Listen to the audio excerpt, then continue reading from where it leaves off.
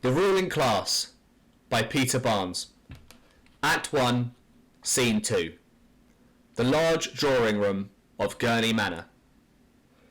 It is 17th century, except for the high, double French windows, now heavily curtained, stage right. Running the length of the back wall upstage is a narrow gallery. Small stairways up stage left and right lead up to it. On the wall above the gallery are portraits of past earls. Upstage centre below the gallery is a wide double doorway leading to the hall. Just above it, the Gurney crest. Door, downstage left and alongside, a bell rope. Sofa and chairs centre stage. Desk, chair and coffee table adjacent to the windows. Lady Claire Gurney is on the sofa. Long black cigarette holder. Long black velvet gloves. Sir Charles Gurney stands ramrod stiff, his legs slightly apart, whilst Dinsdale Gurney lounges on the arm of the sofa, elegantly picking his nose. The asthmatic Bishop Lampton joins them. Excellent service, Bertie. Created exactly the right impression. Damned if I could understand a word of it. Hardly expected you to, young man. It was a church service. A service, Charles, I might add, I would not have been able to conduct for someone who may have laid violent hands upon himself. A disturbing rumour has reached my ears. Did Ralph commit suicide? Suicide? Tucker found Ralph hanging in the bedroom dressed in a cocked hat, underpants and a ballet skirt. Does that sound like suicide? I'm sure if Uncle Ralph had wanted to do anything foolish, he'd have done it decently. Bullets through the head, always the Gurney way. No idea how these malicious rumours get started. The coroner's verdict is clear enough. Accident brought on by the strain of overwork. Ah, had to be sure. He's buried in consecrated ground. Still, you know, I must say it's odd. Uncle Ralph found hanging around like that in a ballet skirt. Charles, didn't you say Ralph was always rather artistic? He was wilful, stubborn, and this time he went too far. But he was my brother, well, half-brother. I won't have you calling him artistic. Cocked hat? Why was he wearing a cocked hat? Trying it on for size, obviously. I told him not to stay a widower. The governor didn't. Understood his duty to the family. Had to start breeding again. Not pleasant, I grant you, for a man of Ralph's age. But it was something he had to get on top of. Underpants? Why was he in his underpants? Why not? Going to bed, wasn't he? Thought our troubles were over when he took a fancy to that young Grace Shelley. That would have solved everything. Yes, wouldn't it just? Frankly, I don't understand all the plother. Uncle Ralph has an heir, Jack, the 14th Earl of Gurney. Yes, it's going to be awkward. Damned awkward. Ralph was made aware of the situation. I'm sure he's made proper arrangements. A matter of finding out who he's appointed guardian of the estate. But what was he doing in a ballet skirt? Answer me that. Tucker enters upstage centre. Mr. Matthew Peake to see you, Sir Charles. Right, show him in. Tucker steps aside, and Matthew Peake, solicitor, enters and gives him his trilby. He is a desiccated, deferential man, with round shoulders, winged collar, and a briefcase. I believe you know everyone here, Peake. I have had that honour, Sir Charles. All right, Tucker. That'll be all. We are not to be disturbed. Sir Charles, might I suggest Tucker stays? What? Oh, quite well. Tucker, seems you're going to hear something to your advantage. Yes, sir. He stands discreetly in the background, holding Peake's trilby. May I take this opportunity to express my condolences?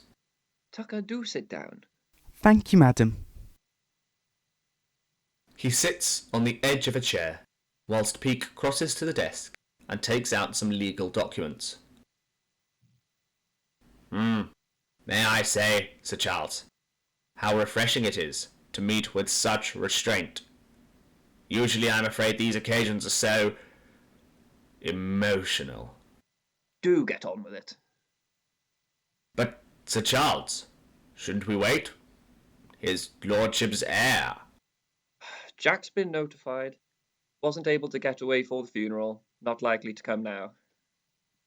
Very well, Sir Charles. I'll inform him later. All eyes now on Peake as he puts on horn-rimmed spectacles and reads in a dry monotone. I, Ralph, Douglas, Christopher, Alexander, Gurney, of Gurney House, in the county of Bedfordshire, hereby revoke all former wills and codicils. I declare this to be my last will. I appoint Mr. Matthew Peake, of 17 Brownlow Gardens, Bedfordshire, to be the sole executor of this my will. I give and bequeath unto my manservant Daniel Tucker the sum of £20,000 free of duty. Murmurs of surprise from the listeners, but no reaction from Tucker himself. There follow a number of bequests to various charities which his lordship was interested in. I'll run through them briefly. I bequeath the sum of £5,000 to the Tail Weavers Registered National Charity, £3,000 to the Bankers Beneficent Society Limited.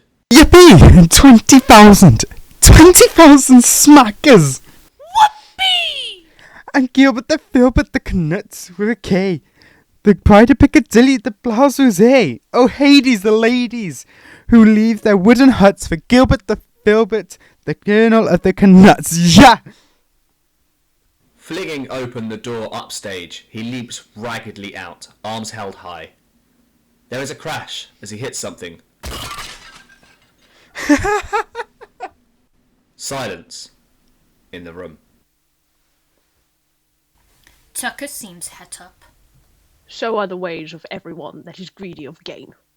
What about the Zambezi mission, Peake? Any overseas bishoprics fund? Never mind that, Bertie. What about the estate?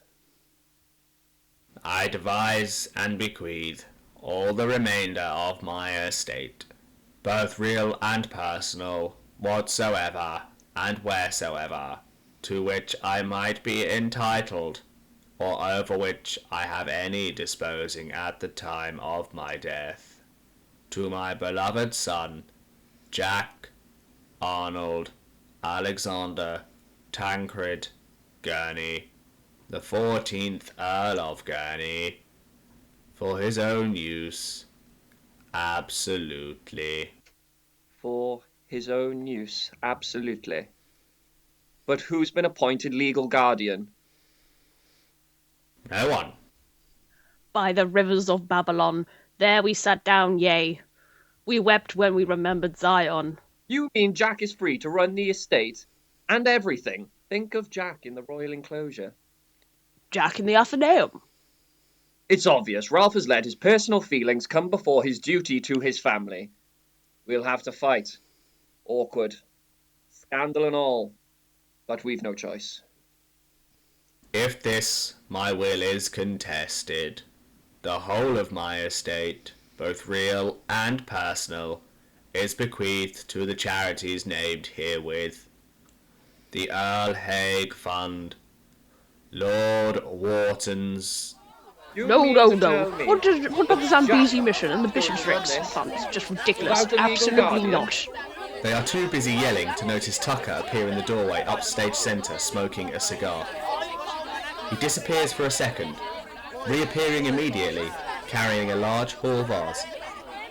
Holding it up, he deliberately drops it on the floor. It smashes with a loud crash. The shouting stops.